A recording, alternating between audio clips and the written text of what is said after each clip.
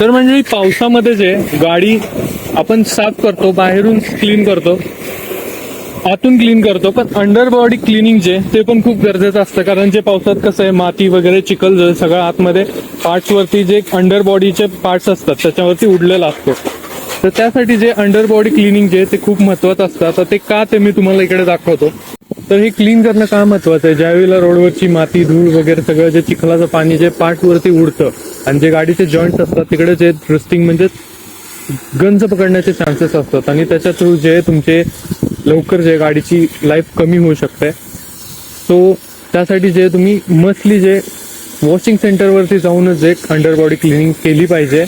कारण घरी जे आपण मशीन थ्रू करतो ते आपल्याला व्यवस्थित खालच्या साईडला जाता येत नाही. इथे कसं प्रॉपर रॅम्प असल्यामुळे जे तुम्ही रॅम्पवरती गाडी लावून जे खालच्या साईडला जाऊन तुम्ही क्लिनिंग करू शकता.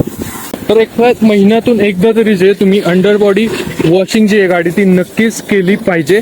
ती तेवढीच इम्पॉर्टंट आहे जेवढी तुम्ही इंटेरियर किंवा एक्सटेरियर जे गाडीचं क्लीन करता. तर मित्रांनो, अशाच माहितीसाठी जे चॅनलला फॉलो आणि सबस्क्राईब नक्की करा.